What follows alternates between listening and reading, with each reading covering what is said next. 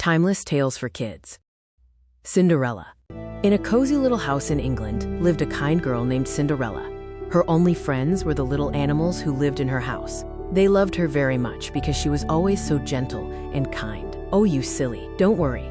There's plenty for everyone. But her stepmother and stepsisters always spoiled the quiet mornings with their loud and grumpy voices. Brunhilde, whining. Mother, I simply cannot wear this old thing to the market. It's practically last week's fashion. Griselda, pouting.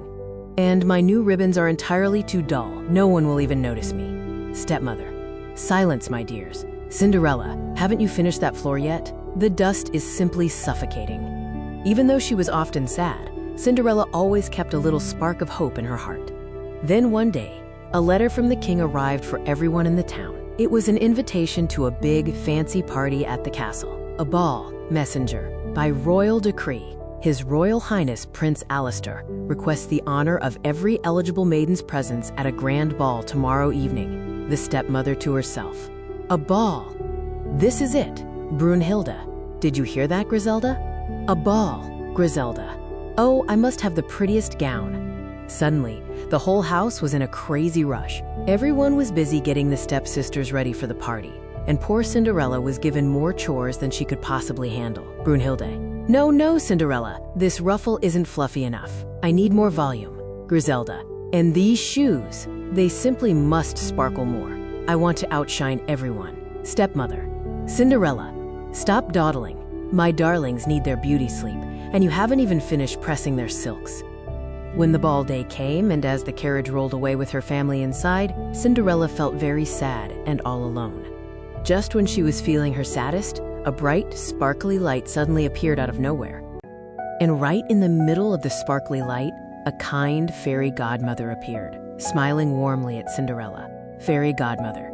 Now, dear child, why the long face? A ball awaits. Cinderella. But I have nothing, and I can't go. Fairy Godmother.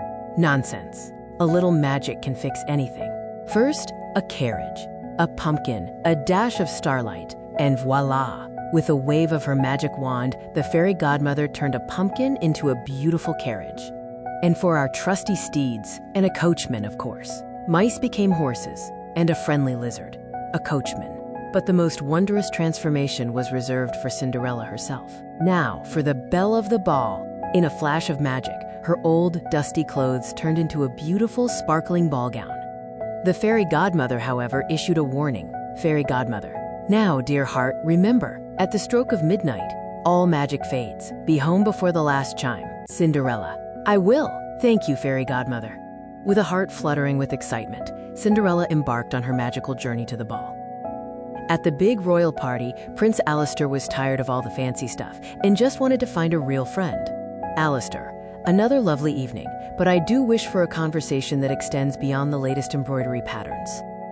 Then she walked in. She sparkled so brightly that everyone stopped and stared. Her stepmother whispered to Brunhilde, confused. Who is that? Brunhilde. I've never seen her before. And look at that gown. Prince Alistair felt pulled, like by magic, and hurried straight to her. Alistair, bowing slightly.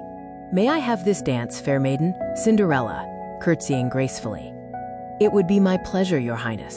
They danced, and in their shared laughter and stolen glances, a true connection blossomed.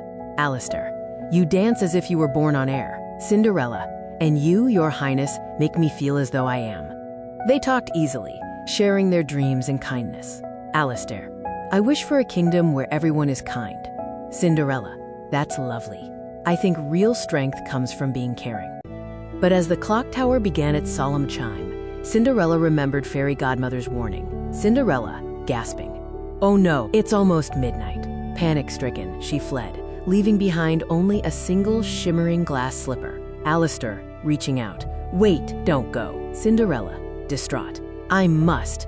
The glittering magic began to shimmer and fade, and everything around her slowly twinkled back to the way it was before. Back at the house, Cinderella was left in her humble attire once more.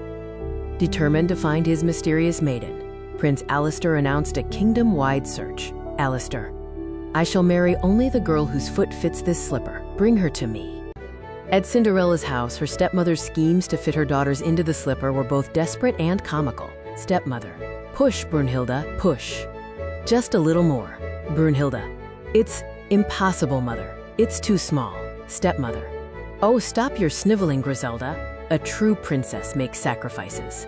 Just as hope seemed lost, Cinderella stepped forward, her heart pounding. The slipper fit perfectly, a testament to her true identity. Attendant. It fits perfectly. Led by the attendant, Cinderella was brought before Prince Alistair. Though her appearance had changed, the prince recognized the kindness in her eyes. It's you, I knew it. Your eyes. And so, Cinderella found her true happily ever after, not in a gown or a carriage, but in a heart that saw beyond her circumstances. Moral of the story: true worth and beauty come from within, and kindness is a strength that can overcome even the harshest circumstances. If you enjoyed watching this video, do like, share, and subscribe to our channel. Take care and goodbye.